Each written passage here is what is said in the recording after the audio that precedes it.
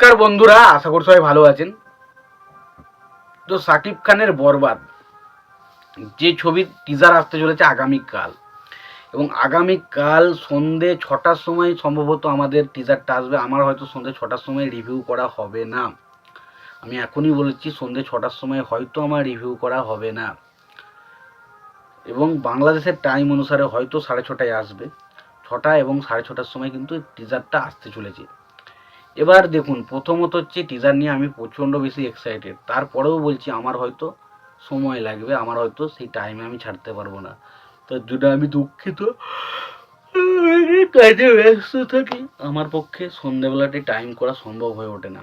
আমি যে ভিডিওগুলো ছাড়ি সেগুলো অনেক আগে থেকেই বানানো থাকে এবং সেগুলো আমি আস্তে আস্তে ছাড়ি। তো যে বিষয়টা নিয়ে আমি এখন কথা বলবো, তো সেটা হলো যে সাকিব খানের এই বরবাদ সিনেমা নিয়ে দুজন ব্যক্তি রয়েছে। একটা হচ্ছে মিশা সওদাগর, সে সবাই চেনেন তাকে, বাংলাদেশের অন্যতম জনপ্রিয় নাম। তো তিনি সাকিব খানের বরবাদ সিনেমা নিয়ে কি বললেন সেটা জানাবো, এবং পাশাপাশি এই ছবির আরেকজন অভিনেতা যার নাম হচ্ছে জাহিদ ইসলাম, তিনি সাকিব খান সম্বন্ধে আর কি বলেছেন সেটা আপনাদেরকে জানাবো। তো আশা করব ভিডিওটা খুবই ইন্টারেস্টিং হবে, ভিডিওটাকে আপনারা শেষ পর্যন্ত দেখতে থাকবেন। চ্যানেলে নতুন হয়ে থাকলে অবশ্যই আপনারা চ্যানেলটা সাবস্ক্রাইব করে নিয়ে পাশে বেল আইকনটা অবশ্যই প্রেস করে দেবেন।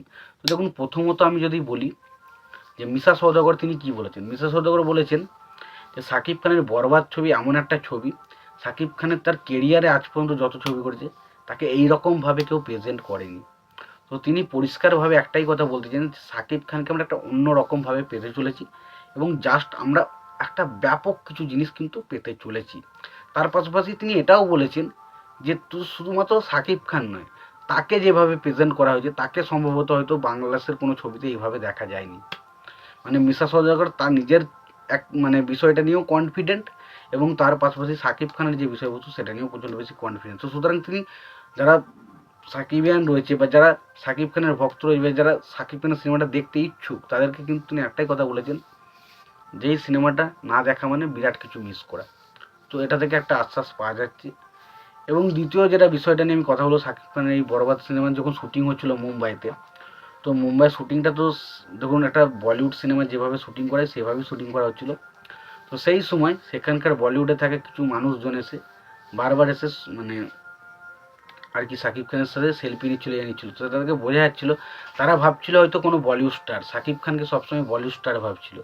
তো এটা থেকেই বোঝা যাচ্ছে সাকিব খানের মুম্বাইতেও কিন্তু একটা ক্রেজ তৈরি হয়ে গেছে।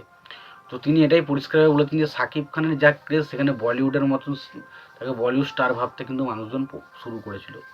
তো এটাই মোটামুটি এই দুটোই বিষয়ে তারা বলেছে, বক্তব্য রেখেছে। তো এটাই আপনাদেরকে জানানোর চেষ্টা করলাম। তো আশা করি ভিডিওটা আপনাদের ভালো লেগেছে। তো ভিডিওটি ভালো লেগে থাকলে অবশ্যই লাইক কমেন্ট শেয়ার করে দেবেন। চ্যানেলটা নতুন হয়ে থাকলে অবশ্যই আপনারা চ্যানেলটা সাবস্ক্রাইব করে নিয়ে পাশে বেল আইকনটা অবশ্যই প্রেস করে দেবেন। ভালো থাকবেন, সুস্থ থাকবেন, দেখা হচ্ছে পরে ভিডিওতে।